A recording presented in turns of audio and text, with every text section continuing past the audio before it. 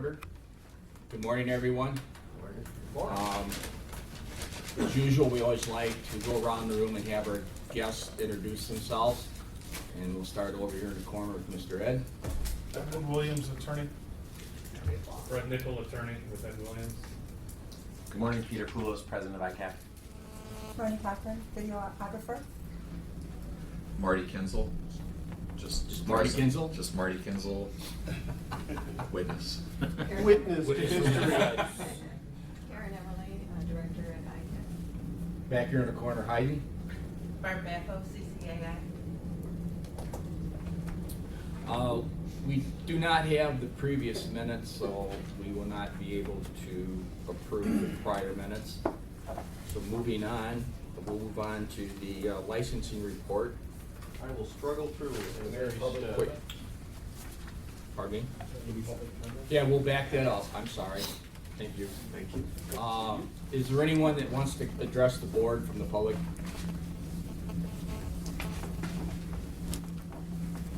Take that as a no, I guess. All right, moving on to Mr. Weaver.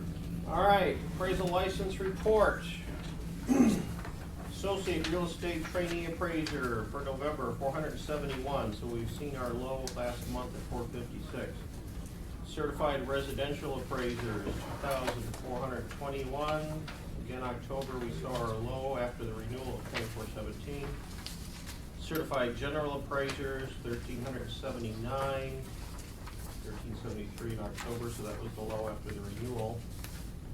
For a total of 4,271 licensed appraisers running around the state. Temporary practice appraisers, we have about 84 at the moment. Still, we have 22 course providers, 101 QE courses, 318 CE courses, and 176 appraisal management companies currently registered in the state for 4,972 licensed things. Moving on over to the, see the initial licenses, the yellow. For November, we had 16 initial licenses. We had 36 in October. We had 12 renewals. In November, we're going to start to see that backslide out. All the renewals pretty much generate from July through October for 4,271. That's a pretty normal attrition after a renewal since '07. So either we retain the cert res and the cert gens at 18, maybe 15 to 18% will leave. Die, quit, move. We're getting older as a profession. I can attest to that myself.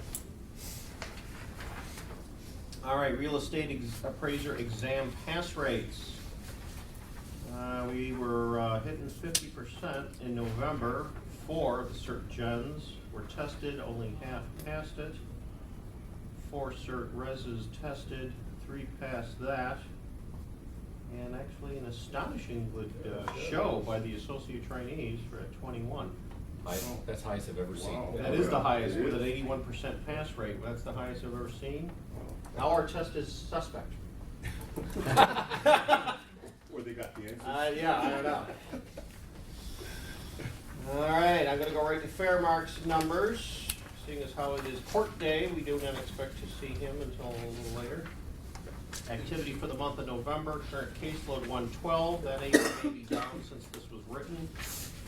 It's an astonishingly low number for us. Cases referred to prosecutions 12, notice of prelim hearing 7, set prelim hearing dates 2, motions filed none, response reply filed 2, notice of intent to deny we had 2, notice of intent to refuse to renew 1, which I think the board was signing today. Set formal hearing, actually I crossed out, Hamslew's out too, I think that one got settled today, that might be in the packet for you to sign. So I don't think any of these are a go. Does that mean they're all settled or they got pushed off? No, Hamslow is settled, Reliable is going to be settled. That's actually going to be a probationary thing, we can talk about that a little bit later or whatever. Was Rosenboom on December 17th? I think that got settled too. That did. And then Cruz got settled. So we're all done with all the formals as far as this month goes. How do we as a board find out what was involved in the settlement? Oh, here she is. Those are the course. ones we signed. Morning. Did you sign Usually, something this morning? when he comes in on cruise, they'll ask for signatures, and then the board member can then read to make sure that what is in the documentation is in fact what happened, and that it actually went through the process. So these are all still at settlement subject to our touch, right? That's what we're saying? Yes. So these are, Yeah. okay, gotcha. Yes. So are they gonna be coming around today and close? I didn't receive anything that I had time to We review, could- so I don't think so. We could do it in close if you want. We're just asking them, Yeah, you know, if sure. you wanna know what happened exactly. Can you just explain what the difference is between a preliminary hearing and an informal hearing or something? I believe our attorney in the corner can describe this. Preliminary hearing is Yeah, is quickly, when hot they're that. up to their first stage. And at that point, they decide whether they're gonna go to trial, whether there's other issues, whether it's gonna get referred to an informal. So the preliminary, oh, that's before the informal, then the preliminary. It's like a status call, right? Isn't it? Yeah, it is. It's the first date up Okay. on a formal complaint. Okay. And with our new pre-screening method we've been doing for the last many months, nothing can get past us to go to a preliminary hearing unless we've screened it first, correct? I mean, is there ever an instance where it's like bypass the board and, you know, go right to preliminary hearing and it gets settled and Well, I discussed, and we don't mean, even once see it the- goes to prosecution, you guys don't, I mean, you guys have seen stuff, you're closing things or moving on, so you've seen everything that comes through. That was my question. Yeah. So if it's going to a preliminary hearing, we pushed it past our Yeah, pre-screening you process. push it back to investigation, and then Hector's crew will take a whack at it, and then Okay. it comes back, and then I look at it and see what they've done and that kind of stuff. Thank you. Refer order to director from prosecutions 4, closed case of prosecutions 18. Order signed by the director 4. Informal conferences held 15. So you guys have been quite busy. Wait, going back recognize to that picture. that, set informal here, were those the ones set for the 18th and 19th? Press the button if you want to. Which one? Remember, well, Lee would probably know. We have, you know, on our schedule set for hearings for the 18th and 19th of December. And I'm saying if these have been all settled or canceled, is there nothing for the 18th and 19th? Oh, no, we have 3, 4, 5 morning and afternoon sessions. You still do, both days. okay. All right.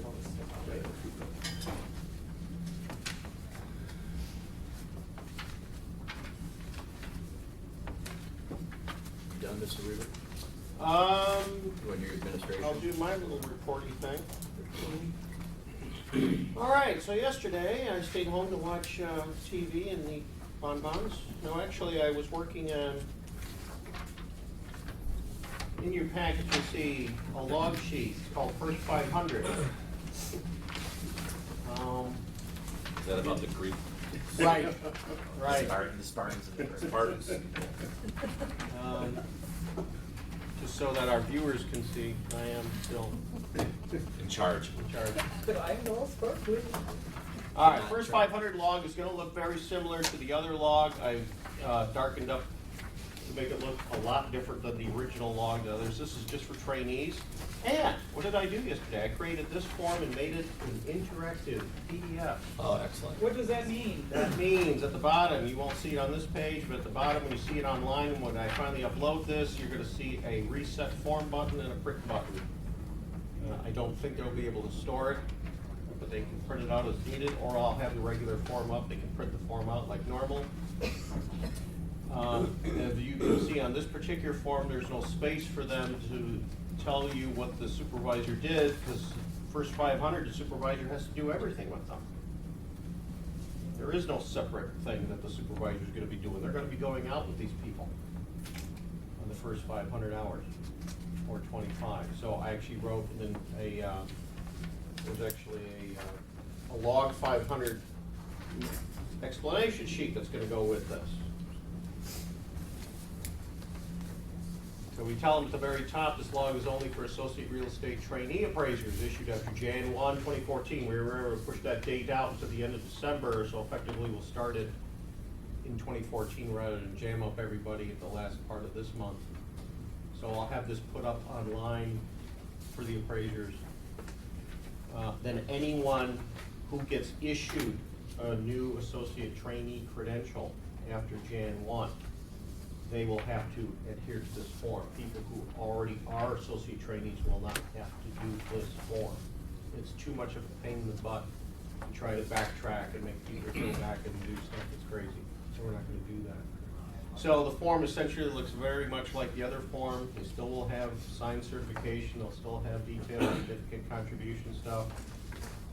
There's radio buttons on this form meeting. They have to make a choice between a couple of different things. They can't do both. So this would be nice if they make it easier for them. The next thing I did is I created, Brian, yes, at this stage of the game, will they are you going to accept handwritten or must it be typed? Can they no, just we'll print take, this you can't believe the scroll we get. I do but- believe the scroll, that's what But we will take handwritten. okay.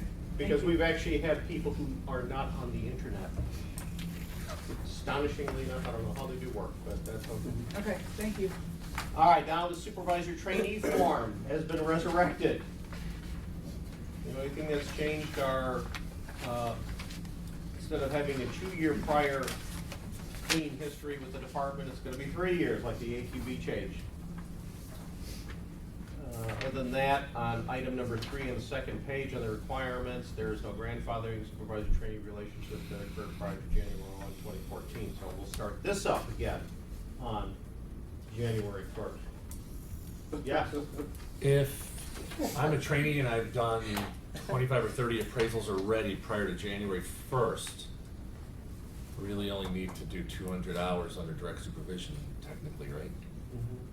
Okay. So they're really not the first 500 hours. They're not gonna be, yeah, but if they're issued, that's the only way if that they're they- issued before this, they don't have to do this form at all. No, but I'm saying if they hit January 1st and they have 2/3 of their stuff done. No, they No, can't. no. They can't. you're If gonna- they're you're gonna already make 'em- issued. You're gonna make them rewind back and do. No, this only starts for people who are issued New 557s. Jan 1 or after. Issued licenses? Yes. So Issued you training. grandfathered everybody.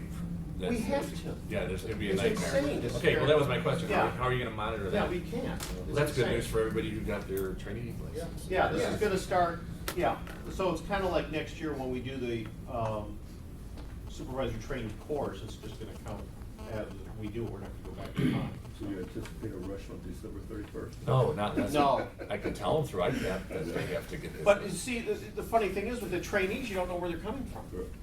They're just coming out of the ether, so they disappear. That's great, that's great. There's no place to actually reach them, so. Nice job, these are excellent. Let me know when they're up and I'll put them. Yeah, on and to these will the- be interactive. Yep, and we'll put them around to the profession and try to answer. We should probably do an FAQ, just on a couple little goofy things like my question. Who's grandfathered? No, it's gotta be, they're gonna tell us what this is. I Leanne's agree. got a question about under ag, and She this didn't- is still she didn't- true on our other, there you go. Thank you. Thank you. Yeah, she's got a question under agriculture, including grain elevators, ranches, farms. I want ag stuff, whatever it is, complicated, a ag appraiser's gonna look at it. I don't want, that's for you. Okay, I guess my question is, I'm trying to remember back to your matrix. Right. With complex property like a green elevator, not something they're special. Maybe, Those aren't on the matrix, I don't. but, The hourly matrix? yeah, we didn't break I don't it, think we didn't broke break that out. If you wanted to break some of those down, we could add them to the I don't matrix, remember right? what we did, but I just. Yeah, I just, So we you don't, want- you I want don't, anything, I whether haven't it's even, complex or not. I haven't even seen a grain elevator report Ever. yet. So, I'd love to see So it. that would reside I there. think you're gonna have to, not that I want you to start, there won't be a summary appraisal report as of January 1st. Ah, but we have people going in back in time. Well, they'd have to go back before 2009. Maybe. Yeah, okay, that would be the only way that could apply. Right. And That maybe would- their supervisor went with them. But if they didn't, then there is no direct supervision. Unless they call their appraisal report. They're gonna have to last summer. choose, they're gonna have to choose, because I actually went forward into this, going from the 2014 changes. Right, because remember that one guy who came in to issue, to the board, he did all, his license lapsed, but he did all of his work in 2008, 2007, 2009. Okay, right. And so if this was the case, he may be doing a self-contained or a summary or whatever type of appraisal was out there at the time. I But don't it want wouldn't this, go on this, it wouldn't go on this form. I because don't it's not want direct supervision. I don't want this form to look that much different than the other one. So I'm gonna actually change the other existing form to add on the 2 new reporting formats. Okay, I'm just saying, I don't see an example where they would ever check that summary box or self-contained. And they shouldn't. Right, But- but it's there to keep consistency with the Right. existing form. Yeah, if I make it Again, look too that- different, people are gonna FAQ go, I don't understand what I'm doing. FAQ, we probably shouldn't have. Okay, thank you. That, I believe, is that. Hector? Yes, sir. The status of appraisal cases and investigations, as of December 4th, our current caseload is 92.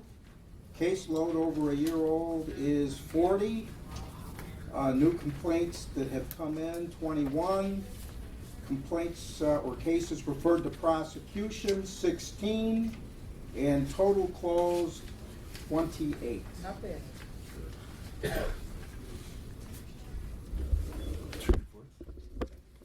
Yeah, he wasn't here for November. I included So the caseload's over the 40. November report, but that it's superseded by this month, so I don't know if you really want me to go over that or not. No, I'm actually just looking at from April 9th to May 1st of 2013 to now, and just Yeah, I don't understand why things are. how everything has just really been reduced and jammed. And kudos, Hector, to you and your people, so thank you. Thanks. We've had a lot of help. Brian's been very helpful and has guided us, and we just keep plugging away. McCarthy? Victor, can I ask, on the caseloads over a year, I know they jumped up just by 3, but is there something the board can do to help you guys on those? I mean, why would those be drifting beyond, that's half our caseload almost is over a year old. Is there any way we can help you expedite those, or? Well, I don't know. Brian, is there a way that, they've been assigned, all the investigators have been told to prioritize the oldest cases. Right. And in some cases, they're still waiting for documentation, and they, on occasion, need to go out and actually view the site. Right. So that's a little bit of the problem. Is it sometimes limited cooperation by the respondent? I mean, like we say we need these files, and 2 months later we call up again and we still need these files. Oh, yeah, I'll send them, or, I mean.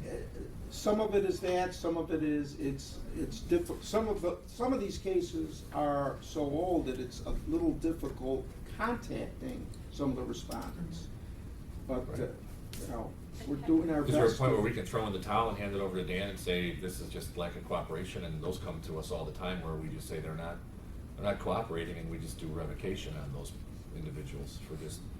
Now, we've been trying to avoid that, but if it's necessary to do that, we'll do that. I mean, if we just can't get a hold of the respondent, then I don't know what else we can do. Right. I just know we're a fine line between the ASC not wanting us to see these things get too old.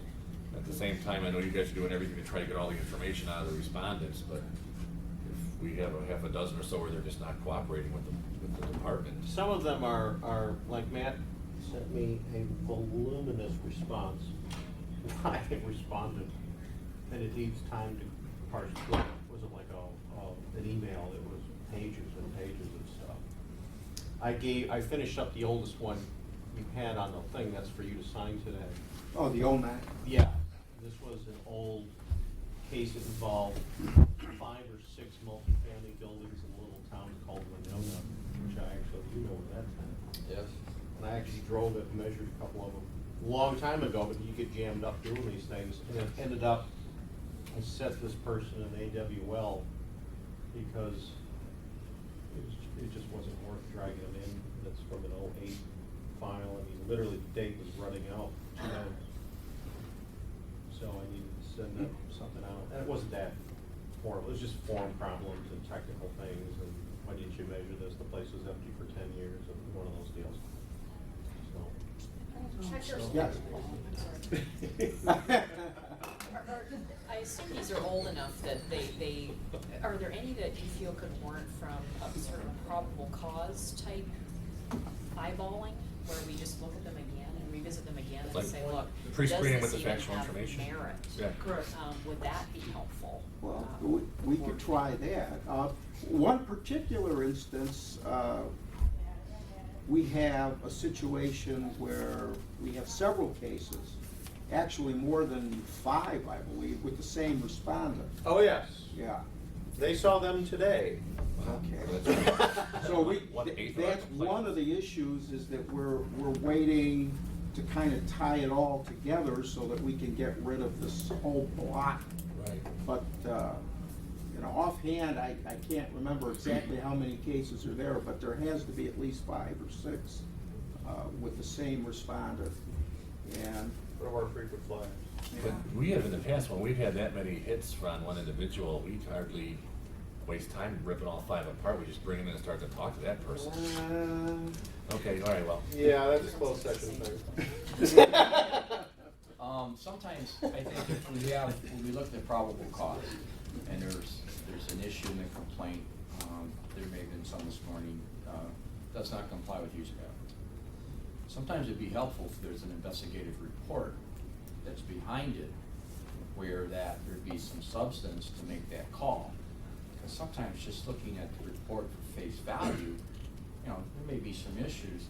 You know, the question becomes, you know, they rise to the occasion, it results in someone coming down and chatting with us, or is it just a warning? And if you've got someone that's got investigative reports done, then sometimes taking another look at it again, that may perhaps answer some of those questions. All right. I don't, the board agrees with that. No, I totally agree. well, I'll revisit those, and I'll be glad to share them with you. Great. So I know you've run this past us the board, but just for me one more time. When we give you, or the department gives you an investigation, and you look at the complaint, and you send information out to the respondent, in other words, you ask them for things that they have to provide. Right. And then let's say they had 5 questions you wanted to have answered, and the appraiser writes up a very sensible explanation of all 5 that sounds like, yep, there's nothing here. But you guys really aren't in a position to filter that. You then have to pass that back through to us, right?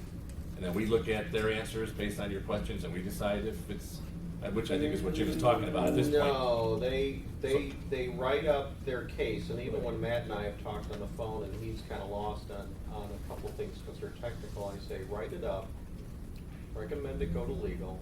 I'll see it before it goes to legal. And I'll look over, and I'll make little notes that maybe legal needs to see. And then this way, legal will have it, and then that's where the negotiating starts with people, preliminary hearings and all this kind of stuff. And then if there's a settlement later on, then you guys get to take a look at that, but you're not looking at the investigation, you're looking at the settlement offer. Are you guys saying you want to start looking at all the investigations too? No, well, that was what Jim was saying, if it would help, I think, to close some of the cases or move them along, if you guys are at an impasse, bringing it back to Mark, the how's board. that work? And like Is that- Leanne is said, that we a just workable pre-screen it again. Thing or no? Um, Because they're quasi judiciary in there. right. Investigations quasi judicial? No, you are. Well, we are, yes. So now you got judges looking over stuff that you may end up having a hearing on or a settlement conference. But aren't we doing that when we pre-screen? Yeah. We just have more factual Well, information you're just in front seeing of us. if there's a there, you're not making a judgment as to what's gonna happen. Yeah, it does need to be a lot more complicated. But we do make judgments on what's gonna happen when we pre-screen. We would say dismiss, warning letter, or we push it over. No, you don't get to do that. You can recommend that. Well, okay, as a See, board, and as a then board. even I only recommend That's all we do is the thing. recommend, I understand that. There's been stuff where Fairmark has, I've said, well, why don't we do this? And they'll go, no, we're gonna do that. And I go, oh, okay.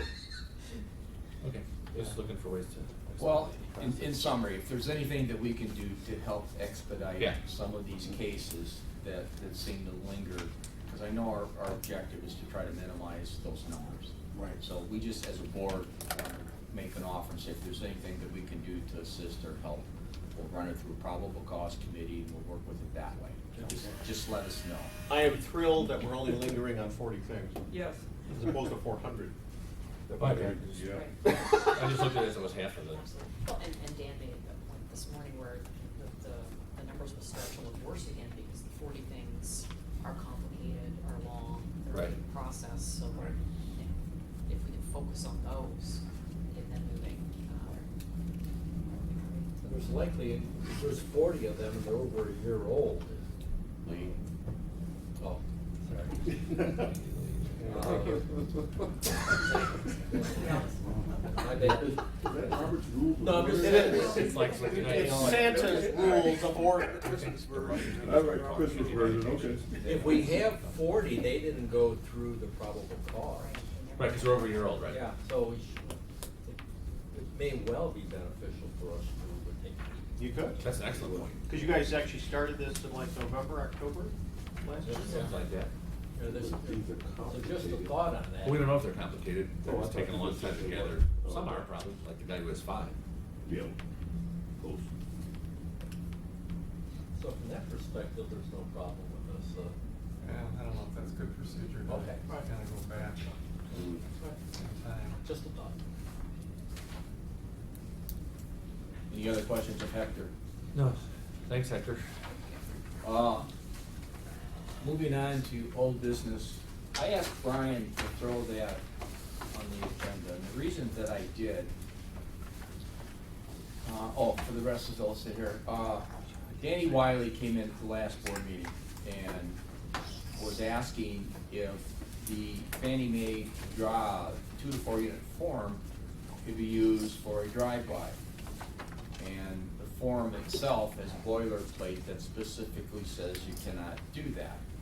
But then when you look at USPAP does have provisions in which to utilize those services.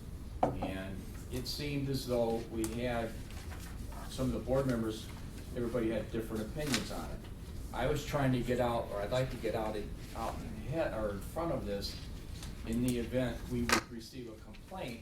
I would like there to be some consistency among the board, rather than wait till that complaint and then have to deal with it. So, with that being said, does anyone have any comments? They want to take this to a step farther. I know I was gonna ask Lee to share some of the communications that he has had with, John Brennan. okay. And So, John- that being said, you Well, want to I bring did yourself on your... forward on to all the members and Brian an email that was a string of correspondence that I had with John Brennan. And for those of you who don't know, he's the director of appraisal issues at the Appraisal Foundation. And the long and short of it, did everyone receive that? If not, I have a few copies here. But the long and the short of it, they're not gonna be offering an opinion on it, as I thought that they would not, and they would not offer an opinion because it's just a matter of an appraiser developing and communicating a credible appraisal that's consistent with USPAP. So that was no surprise, and essentially that's what I was looking for. That's what I was expecting to get back from them. And TJ had the communication from Bob Murphy at Fannie Mae regarding the use of the report form. Then you wanted to say something about that? I asked him, yeah. He said if the forms are, first off, he said the forms are not copywritten and they are public domain. He did say if a software vendor or someone tried to take their forms and put a copyright over it, they'd have an issue with that, of course. He said that his first thing was, what did appraisers do before 1995 when these forms were developed? He said they've been changing scope of work on these forms in the private sector ever since they've been developed. And he said, his thing was, can you just point out to your board that from our perspective, it's not a misleading report. It can only be a misleading report to the client or an intended user. It can't be a misleading report to anyone else who uses it without the knowledge of the appraiser.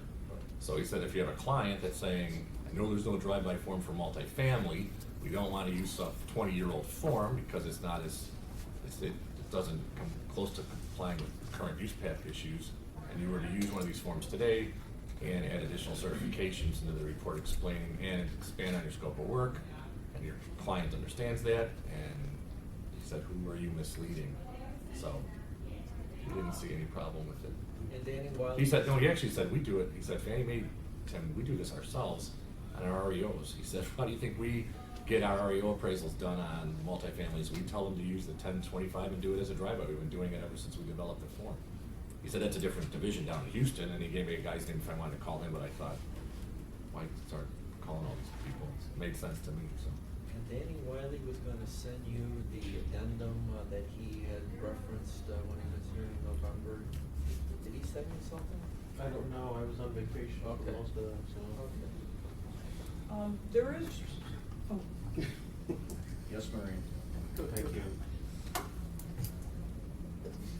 there is one issue though that comes up, and it is the remaining consistent throughout your appraisal. So therefore, form says, not in one, not in two, but in 4 different spots on the 1025 form, it states that an interior inspection has been done on this specific form. And so if the form is saying we've done a interior inspection of the property, but then in the addendum section, you're like, oh, no, we didn't, we only did an exterior. So that now you're in, by the form itself, you're establishing inconsistencies throughout your appraisal practice. Okay, so further, and we'll talk about this, this is on the agenda for later on, but this is for the draft white paper that John Brennan actually sent out on October 8th for comments up until December 31st of 2013.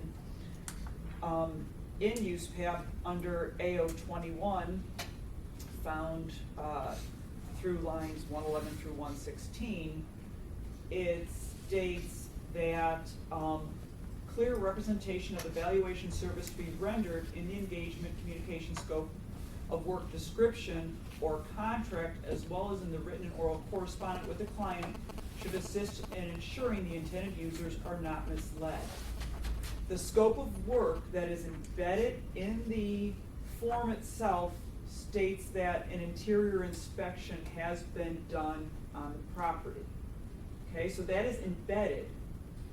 I think we are in very dangerous territory right now, because what is going to prevent another appraiser with a different type of property, say for example, a single family or a condo that, let's say for example, it is a condominium, a site condo, so it's a home, looks like a house, but it actually is condominium in ownership. What's going to prevent them then putting it on a single family home that is going to mislead the intended user and client, thinking that it is a home without the encumbrances of being part of a condominium association, which is taking away one of the bundles of rights. And then in their addendum, they say, oh, it's a condominium. It's just one sentence throughout the entire form. When they look at the form, it says single family house throughout the entire, looks like a duck, talks like a duck, but its bundle of rights says it's a condominium. I think that we are going to be setting a precedence to open the doors for appraisers to, just by the fact of in their addendum saying, oh, psych, it's really not this type of property. Psych, I really did not do an interior inspection, even though it's embedded 4 times within the form. We are not form fillers, we are appraisers. And so by choosing, because the appraiser chooses the means of their communication, be it in a narrative form or be it narratively where they type it out by using a GPAR or a general purpose appraisal form, or by using something that has been, established by the secondary market, which we all know states clearly that it has been, that an interior inspection has been done on the property.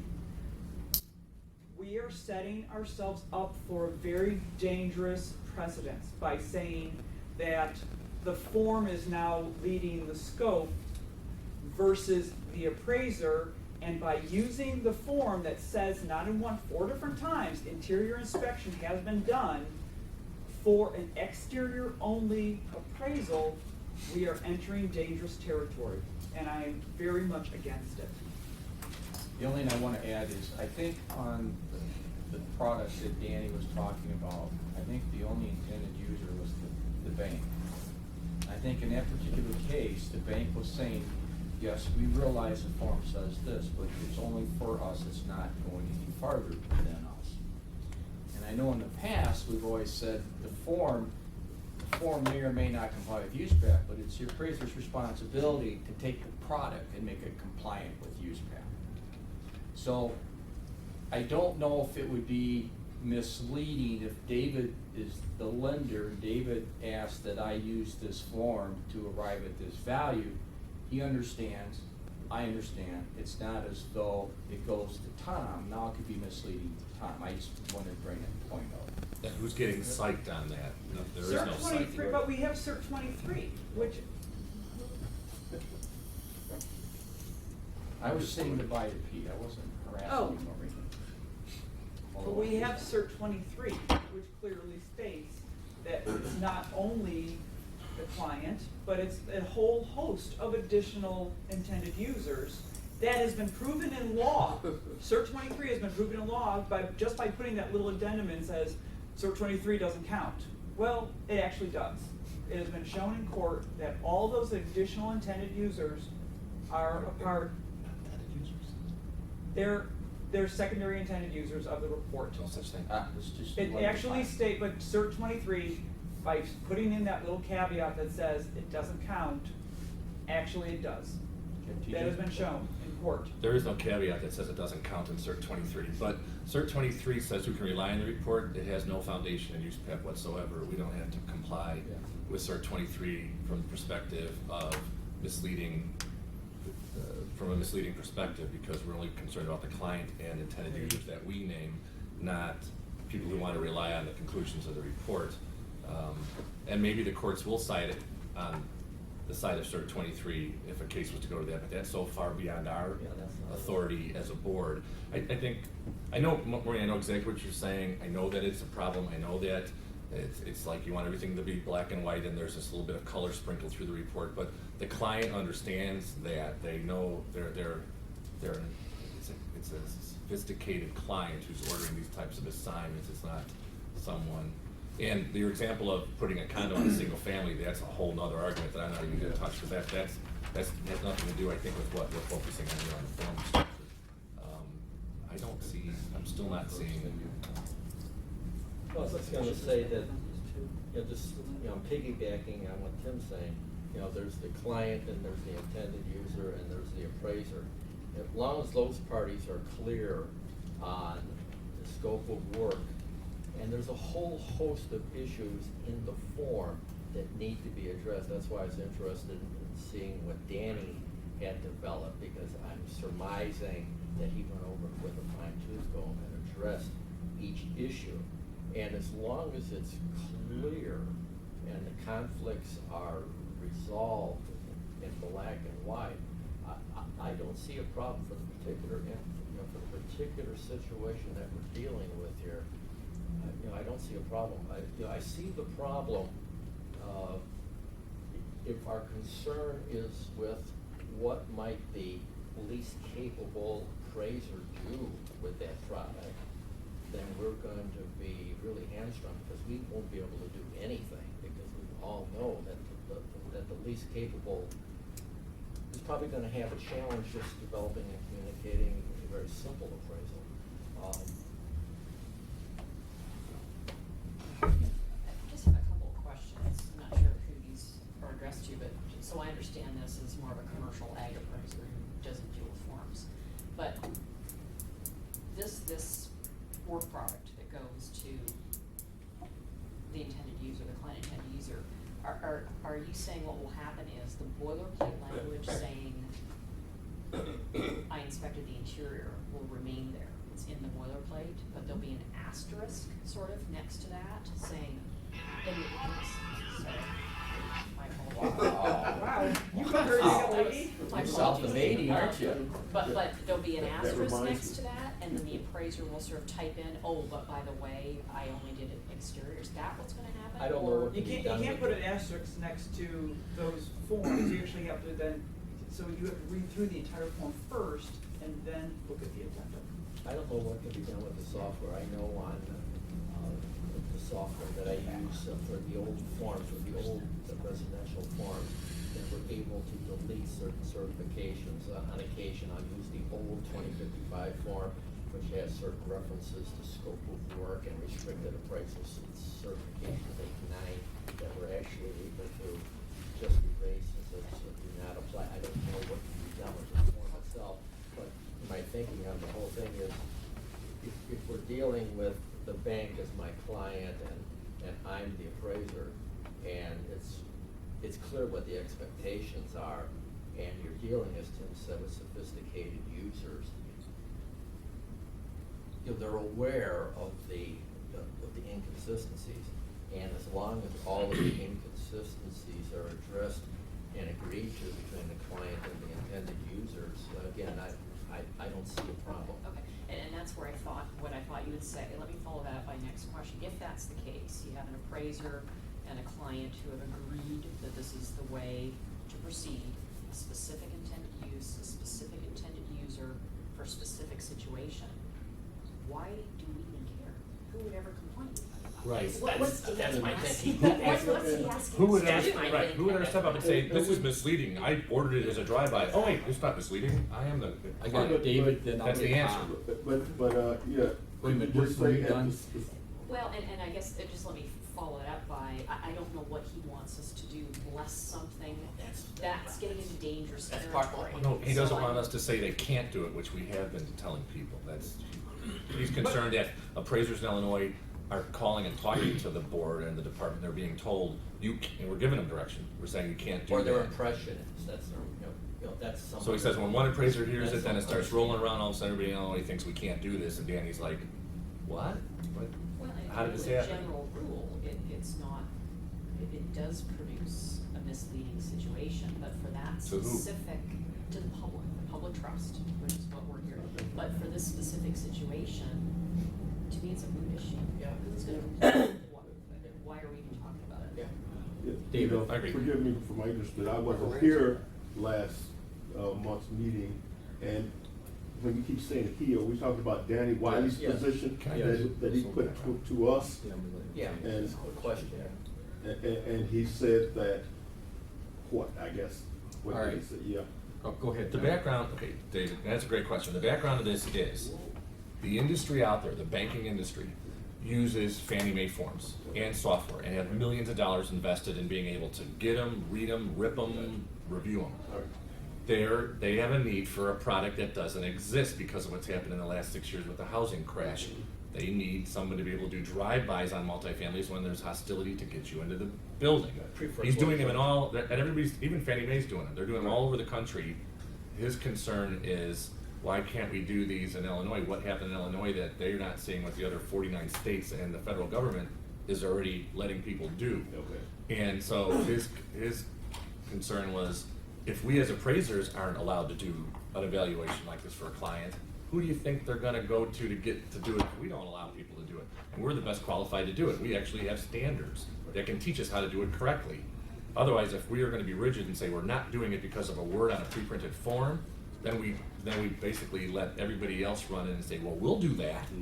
And then who's really being protected? Is that protecting the public trust by letting unqualified, unregulated people? And you're punishing appraisers. Right, and one more thing to come on top of that, even the foundation themselves, they realize that on January 1st, these pre-printed forms are gonna say summary appraisal report, and they're gonna discuss what that is. That's not gonna exist anymore. So do you think the whole country's gonna change the form because USPAP wanted to sell more books? No. And what did what did the foundation just do on an FAQ? The question was, well, aren't they producing a misleading report because I'm labeling it something that doesn't exist now? And you remember when they got rid of limited and complete, they were all concerned, like, Yep. don't use those forms anymore because there's no such item. No, now the foundation's saying, well, we're gonna let that one slide. Let it say summary appraisal report, that's okay. We're not gonna rewrite all the forms for the whole industry. So that's the same thing that Danny's saying, is like, if you can leave that on there Gotcha. and not have a problem with it, how come you can have a problem with using it in drive-by format? So basically, we're just looking at the verbiage that's saying an interior inspection and all that was done. Because my question was it limited to 2 to 4? I mean, 71Bs for more than 4 units are also out there, but I don't think it has the verbiage already contained in the certification on there. I think you have to do. Well, Maureen brought up a great example of Danny, like, why don't you just write your own form or do a GPAR? But of course, his response was that the clients they're not buying that. That's not what they want. They can't use those forms because their software doesn't line up with those forms. Do you have anything else, David? No, I think that's pretty good. Tom?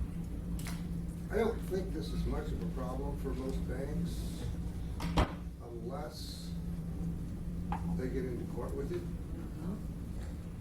If the regulators nail them for they charge it off. When they get this appraisal in, they charge it down to whatever, or some fraction of what it is. If the regulators come in, and this doesn't happen on a single family residence, but if it's a big enough deal, regulators come in and say, you screwed this all up. This is not right, look. Then the bank's got a problem with the regulators, and 2 or 3 things can happen. Or the client, the original owner, can hassle the bank on it. And if it goes into court and a judge reads that, you got a problem. Right. Now, I don't think that's gonna happen very often.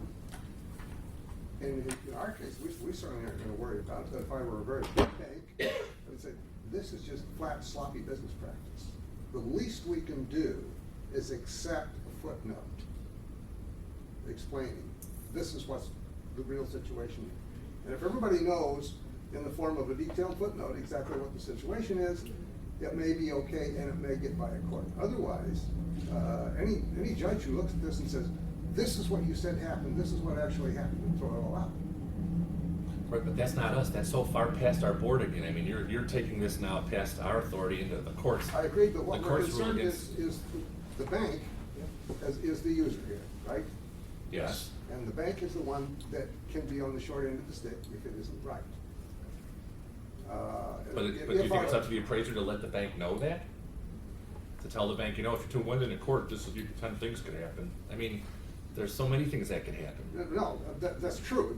It is not up to the appraiser to tell the bank that, but it probably is up to the appraiser to say, this form says this. Well, they have- Here's a footnote that says something else. And that's what our debate is. We're saying you have to do that.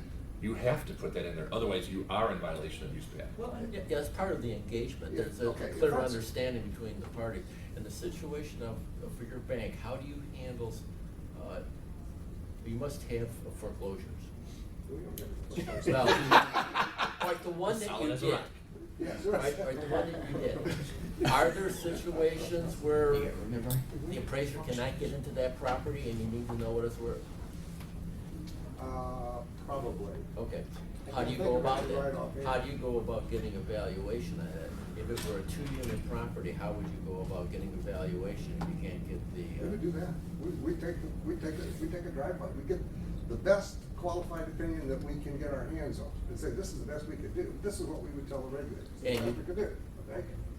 That's what Now, I if thought. the regulators say, well, sorry, you're in trouble, then we got a problem with the form. And we'd love to see the regulators do that, because then that would force the industry to use a form that doesn't have the conflicting statements on it. I can't see what the difference is if you had a 2-unit and you're only able to get in one. All you do is explain it, right? I mean, But the form doesn't say you got them both. That's what the footnote No, did. it just says an interior That's inspection, both but point if you say interior inspection, but it was limited, aren't you obligated to at least say that, and that's all I'm saying here? No, because Just say inspections that aren't you part of did. they're not part of USPAP, so. If USPAP But- supersedes the form, which I think it probably does. Sure. If we come to that agreement, then we ought to be able to make sure we're in compliance with USPAP. And I understand Maureen's point of view, because quite frankly, I was of the other opinion previously, because the form's embedded, interior inspection, you sign a certification, all of that. Your certification says you're not gonna do certain things, and you have done certain things. Now, on the other hand, you're doing it. But it wasn't until I realized that there's no misunderstanding between the appraiser and the bank. Just a second. There's no misunderstanding between David or Tom ordering it from me. They know I can't get inside of it. They know that there's some assumptions made. I think that's different than if Maureen's applying for a loan, you guys say, give me the drive up. Okay, we're on the same page. She may not be as a consumer. It may be misleading to her, but I'm on board with all of that. This can't be a wink and a nod situation. Yep. It's gotta be, there should be a footnote on there saying, I did not get inside, regardless of what the form Okay, says, but I that's, didn't get inside. that's We the actually- addendum. I think we're all in agreement on Yeah, that. we're- We have to we're- discuss. all right, good. We're all in agreement on that, because Danny has an addendum. Well, But we have not haven't seen it. That is We have correct. not seen it, so we don't know what it says. We don't know how it actually goes and, protects or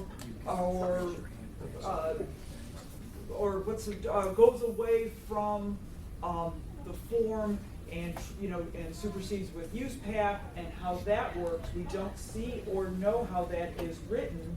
And so I think right now, our discussion, as lovely as it is, we are falling into two places. One, we don't know what it says. So we're right now, this is just an exercise in discussion.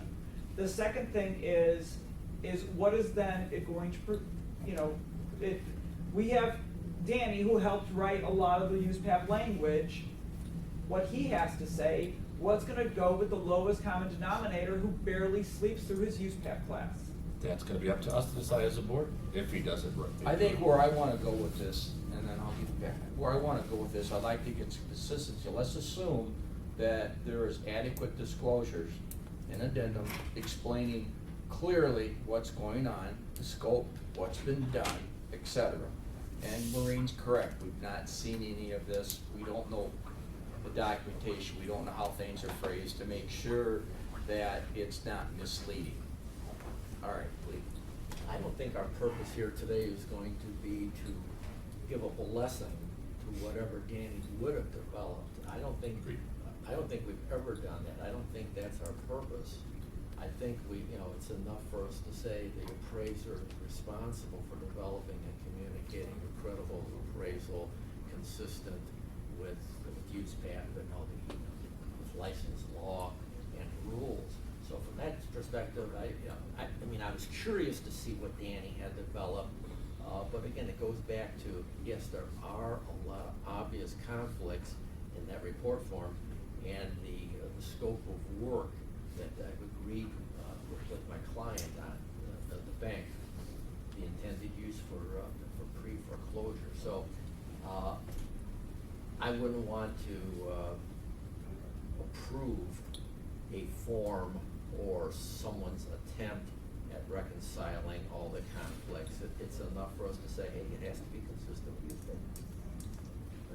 It can't be misleading. That would be my perspective. McCarthy, then Tom. Okay, one sentence. All I'm looking for the board to do is just, can we at least agree it can be done?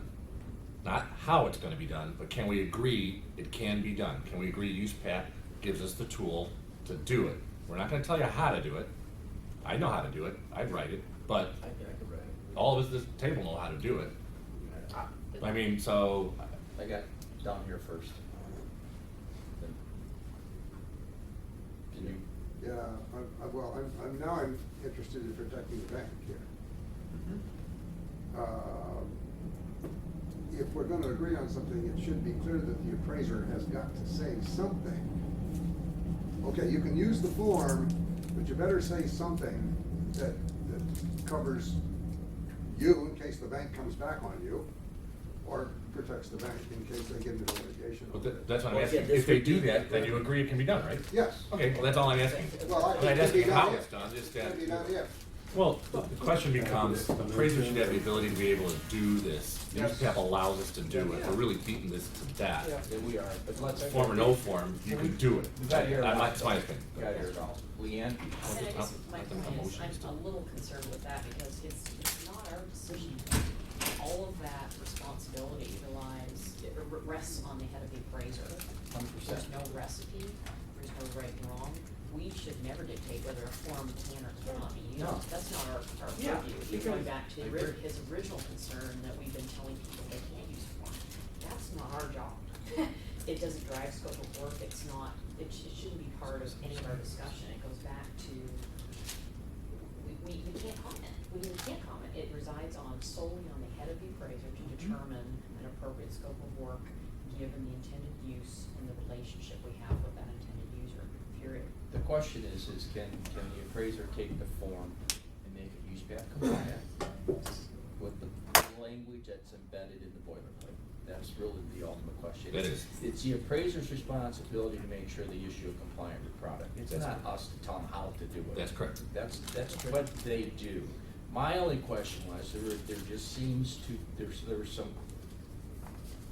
difference of opinion as to if boilerplate says one thing and USPAP says you can do it. I was trying to, and apparently I won second place.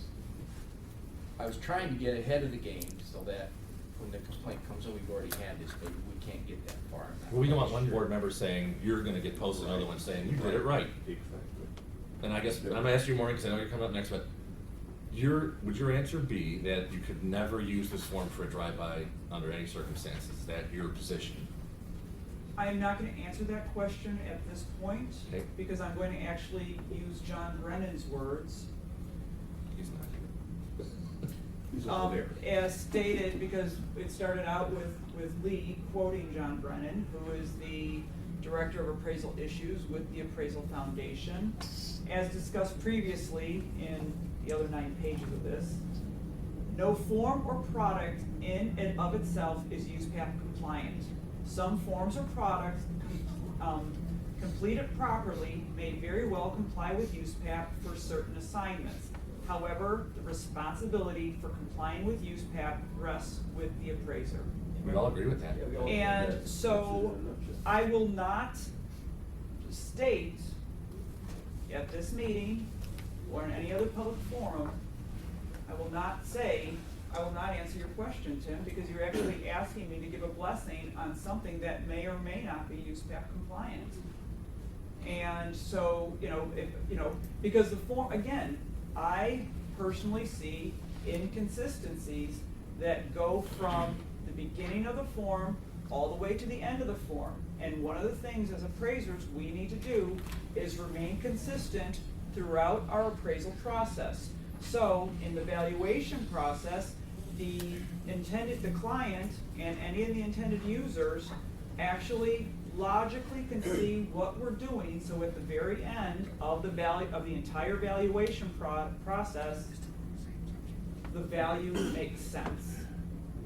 And so, again, I cannot come out and say, sure, use the 1025, do it, and hey, while you're at it, why don't you just use the single-family house form for a condo? It's a whole different issue. But You why? know it is. But You're just clouding the issue by saying that. Tim, it's not.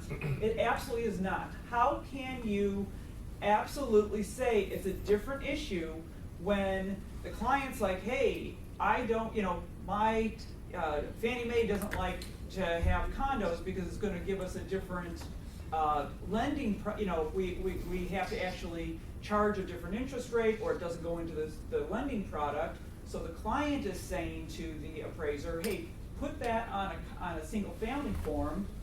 The client understands this, the appraiser understands it, but yet it's gonna be sold onto the secondary market. That's a problem. That's now you got a whole, your But examples how on do this. how do you know that where that, we hear it time and time again when people come in for settlement conferences. Oh, it was only going to go to the client, but yet the client takes that appraisal and takes it into tax appeal. Well, it wasn't going to go to tax appeal, but it did. But there's nothing in the report that says the scope of work and the intended use was for tax appeal, so you're covered on all this. But they still have done a non-USPAP compliant report. Then they're in trouble with the board and because they that's come- incorrect. that they didn't do it properly, and none of us would have a problem taking that person and saying you didn't do this correctly. But That- what takes it differently that they're now doing a 1025, which states that they've inspected the property, but they didn't? Intended use, intended user. Scope of work. And Scope client. of work, communicating. Yeah.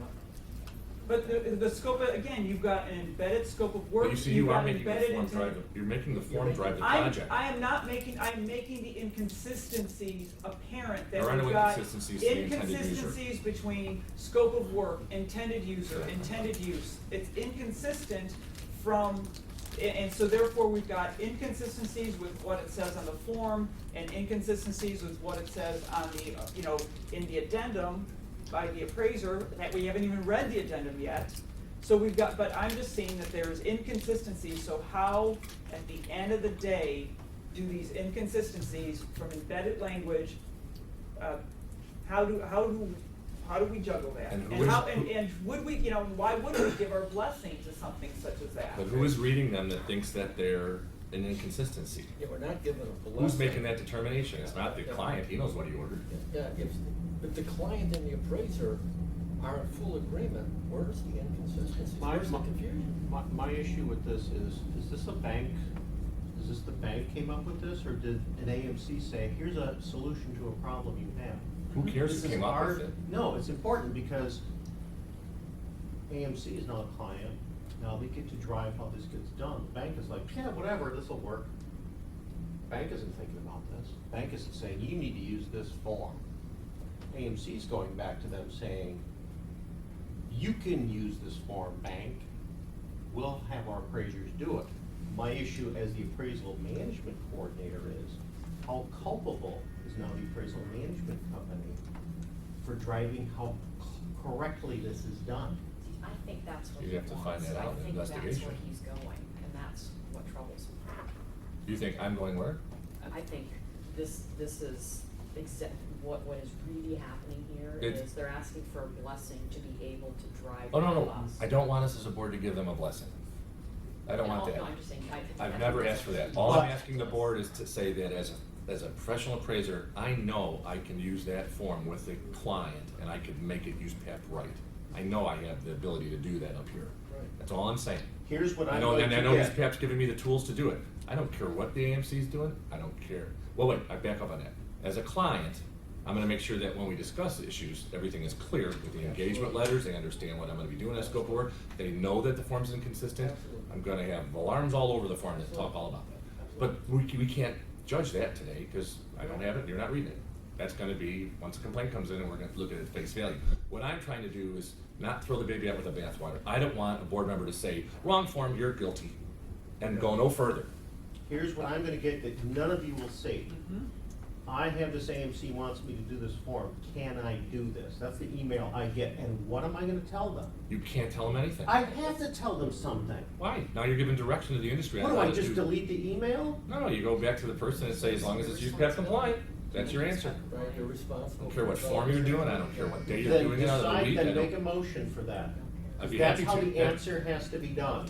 What am I going to tell someone who's gonna email me, both on the AMC side and the appraisal side? I think the question is, can we take a form, boilerplate, that says one thing? Can we then now take that with addenda, can we now take and make that a use PAP compliant product? Which one's gonna drive which? If use PAP is up here and the form's down here and it's use PAP compliant, that's one position. If the other position is, I don't care whether or not it's use PAP compliant, the form says you did this. If you didn't do this, it's not a compliant product, and that's where the disconnect's at right here. But then you as a board member are acting like the client intended user, and we're not that. So, I mean, we have to, it's like when we do an appraisal, it's like you have to think of it in the terms of, I'm doing a purchase.